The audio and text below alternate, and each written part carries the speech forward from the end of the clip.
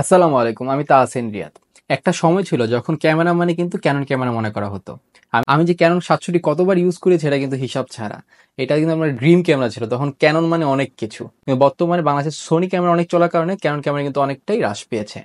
But বিশ্বের অনেক দেশে রয়েছে যেটা ক্যানন ক্যামেরা কিন্তু বিরাট বড় একটা ফ্যান বেস রয়েছে। তাই আমরা আজকের ভিডিওতে বর্তমান সময়ে ক্যানন ক্যামেরার প্রাইস কেমন সে সম্পর্কে আলোচনা করব এবং ক্যাননের 5টা বেস্ট ক্যামেরা নিয়ে আমরা ইন ডিটেইলস আলোচনা করব। তো চলুন ভিডিওটি শুরু করা যাক। আমরা প্রথমে যে ক্যামেরাটা নিয়ে আলোচনা করবো সেটা হলো ক্যাননের 5D Mark IV DSLR camera, যেটার বর্তমান বাজার প্রাইস কিন্তু 2,18,000 টাকা। মোটামুটি বলা যায় এটা মিডল রেঞ্জের ক্যামেরা এবং এটাতে কিন্তু আপনারা 30.4 মেগাপিক্সেলের ফুল ফ্রেম সিএম সেন্সর পেয়ে যাচ্ছেন, যেটা দিয়ে ভালো ভালো শার্প ছবি তুলতে পারবেন। এবং এটার মনিটর সাইজ হলো 3.2 ইঞ্চি এবং এটার মধ্যে 1.62 মিলিয়ন ডট রয়েছে, যেটা দিয়ে আপনার স্পষ্ট ক্রিস্টাল ক্লিয়ার ছবিগুলো দেখতে পারবেন। এছাড়া বাকি ফ্ল্যাশ থেকে শুরু করে অটো ফোকাস সবকিছুই এর মধ্যে রয়েছে, যত যত ফিচার দরকার আছে। ভিডিওতে আপনারা পেয়ে যাচ্ছেন 4K ক্যামেরা। এর পাশাপাশি ইমেজ ফিচারের মধ্যে যা যা দরকার ছিল সবগুলো এখানে দেয়া আছে। আইওএস এর কথা যদি আমরা স্পেশালি বলতে চাই, আইওএস 50 থেকে 1,02,400 পর্যন্ত কিন্তু আপনারা বাড়াতে কমাতে পারবেন। এছাড়া বলার কিছু নেই, আপনারা কিন্তু 30.4 মেগাপিক্সেলের ফুল ফ্রেম সিএমএস সেন্সর পেয়ে যাচ্ছেন। এই প্রাইজের মধ্যে আমাদের নাম্বার 2 তে রয়েছে ক্যাননের R3 এর প্রাইস কিন্তু আমরা জানি অনেকটাই বেশি, 5,50,000 টাকার মতো, এবং এটা ফুল প্রফেশনাল ক্যামেরা। যারা দেখবেন অনেক সময় ওয়াইল্ড লাইফ ফটোগ্রাফি থেকে শুরু করে স্পোর্টস এর বড় বড় মেগা ইভেন্টে কিন্তু এইসব ক্যামেরাগুলো ইউজ হয়ে থাকে এবং এটার প্রাইসটা অনেকটাই হাই।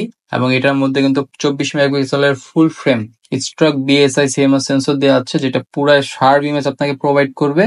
এবং এর পাশাপাশি dual control pixel after focus 2 এবং আই কন্ট্রোল আফটার ফোকাস রয়েছে, যেটা দিয়ে আপনারা সুন্দর সুন্দর ছবি ক্যাপচার করতে পারবেন।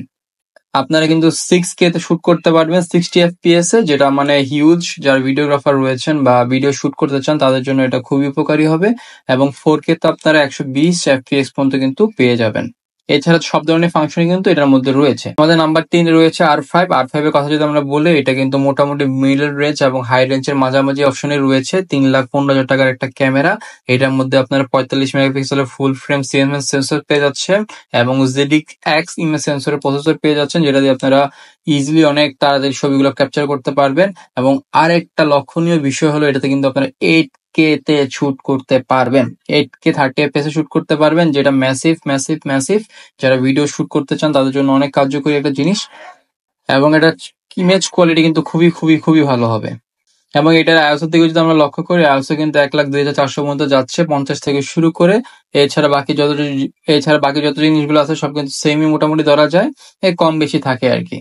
স্টোরেজের দিকে যদি লক্ষ্য করি, স্টোরেজ জন্য আপনার ডুয়েল ক্লাস স্লট ইউজ করতে পারবেন, যেটা আপনার প্রফেশনাল কাজ করার ক্ষেত্রে খুবই ইম্পর্টেন্ট একটা বিষয়। কারণ অনেক সময় দেখা যায় স্টোরেজ ছবি তুলতে তুলতে শেষ হয়ে যায় বা অনেকগুলো ইভেন্ট একসাথে কভার করতে গেলে কিন্তু স্টোরেজ তখন জায়গা পাওয়া যায় না। সেক্ষেত্রে ডুয়েল কার স্টোরেজ কিন্তু খুবই উপকারী একটা জিনিস।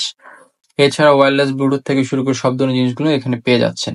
আমাদের নাম্বার 4 রয়েছে সবচেয়ে ব্যবহৃত একটা camera, Canon M15 Mark II, যেটা আমিও ব্যবহার করেছিলাম। এবং এটা বর্তমান বডির প্রাইস কিন্তু 49,000 টাকা, মোটামুটি 50,000 টাকার মধ্যে ধরা যায়। এটার মধ্যে আপনার পেয়ে যাচ্ছেন 24 মেগাপিক্সেলের একটা ক্যামেরা এবং এটার পাশাপাশি কিন্তু একটা কিড লেন্স আপনারা পেয়ে যাবেন 15-45 এর, যদিও যেটার কাজ বেশি একটা ভালো না।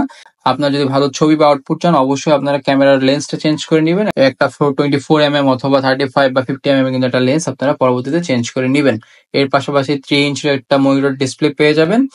আর আইওএস এর কথা যদি লক্ষ্য করি, মোটামুটি 25,600 পর্যন্ত আইওএসও। এর পাশাপাশি শাটার স্পিড আপনারা আপ ডাউন করতে পারবেন 4,000 পর্যন্ত। এবং এটার ভিতরে একটা LPE12 ব্যাটারি দেওয়া আছে, যেটা দিয়ে মোটামুটি 2 থেকে 3 ঘন্টার একটানা শুট করতে আপনারা পারবেন। আমাদের লাস্ট নাম্বার 5 এ রয়েছে ক্যানন 250D। 270Dর পরে কিন্তু 250D সবচেয়ে বেশি বাংলাদেশে ব্যবহৃত হয়েছে এবং এটা প্রাইসটা মোটামুটি কম, মাত্র 44,000 টাকার মধ্যে একটা ক্যামেরা পেয়ে যাচ্ছেন। এবং এটার মধ্যে কিন্তু আপনার 24.2 মেগাপিক্সেলের সিএমএস সেন্সরের পাশাপাশি 1855mm এর IS2 লেন্স পেয়ে যাচ্ছেন, যেটা দিয়ে মোটামুটি শুট করতে পারবেন আপনারা। এটার মধ্যে 3 ইঞ্চির একটা মনিটর পেয়ে যাচ্ছেন।